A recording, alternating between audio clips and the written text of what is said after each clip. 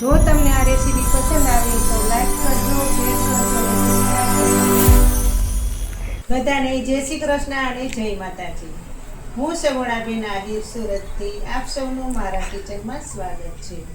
આજે આપણે બનાવીશું શરીરના હેલ્થ માટે સારામાં સારું એવું આમળાનું જ્યુસ બનાવશું. જ્યુસ કઈ રીતે બનાવાય તે જોશું. તો ચાલો રેસીપી શરૂ કરીએ. અને હા, તમે જો મારી ચેનલમાં નવા હોય તો મારી ચેનલને સબસ્ક્રાઇબ કરી નાખજો અને વધારેમાં વધારે તો તમારા મિત્રોને મારી રેસીપીઓ શેર કરજો. તો ચાલો રેસીપી શરૂ કરીએ. આપણે જો આમળાનું જ્યુસ બનાવવાનું છે તો તેના માટે મેં અહીં 250 ગ્રામ આમળા લીધેલા છે.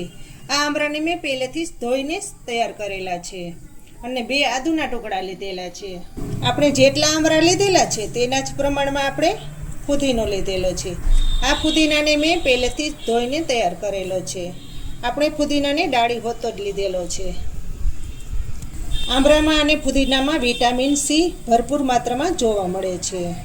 હવે જે આપણે આમળા લીધેલા છે તેના આપણે નાના નાના ટુકડા કરી લેશું. અત્યારે શિયાળાની સિઝન ચાલી રહી છે તો માર્કેટમાં સરસ મજાના આમળા મળી જાય છે. આ રીતની ચીરું કરી લેશું.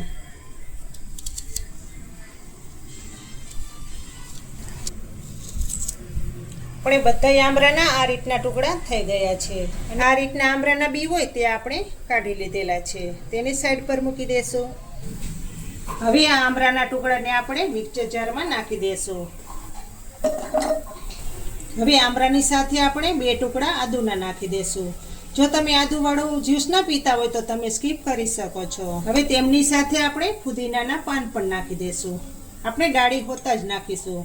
હવે આ બધાની સાથે આપણે 1 ચમચી મરીનો પાવડર નાખશું. તેને પણ સરસ રીતે પીસી લેશું. અડધી ચમચી શેકેલું જીરું નાખશું. અડધી ચમચી સંચર પાવડર નાખશું. હવે થોડુંક એમાં પાણી નાખીશું. આપણે આરામથી પીસી શકીએ તેટલું જ પાણી નાખીશું. હવે સરસ મજાની પ્યોરી તૈયાર કરશું.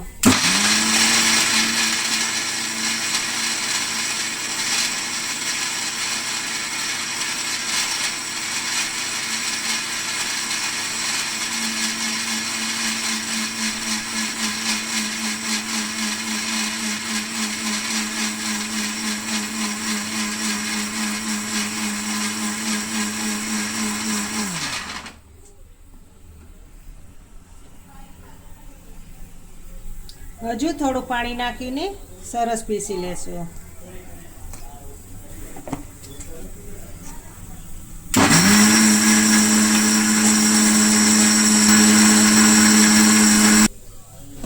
હવે આ પેસ્ટને આપણે ગાળી લેશું.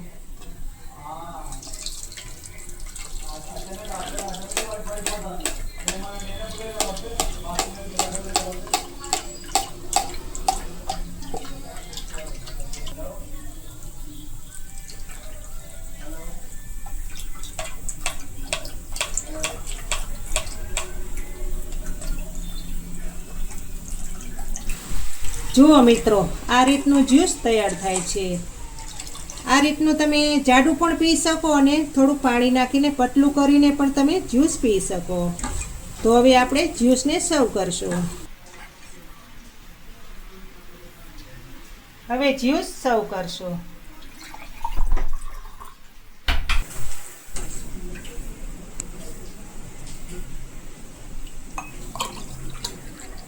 તમે પણ જ્યુસનું રોજ સેવન કરજો અને સ્વસ્થ રહેજો. કારણ કે જેટલું દેખાવમાં સારું છે ને જ્યુસ એટલું પીવામાં સારું છે. તો તૈયાર થઈ ગયું છે આમળાનું જ્યુસ.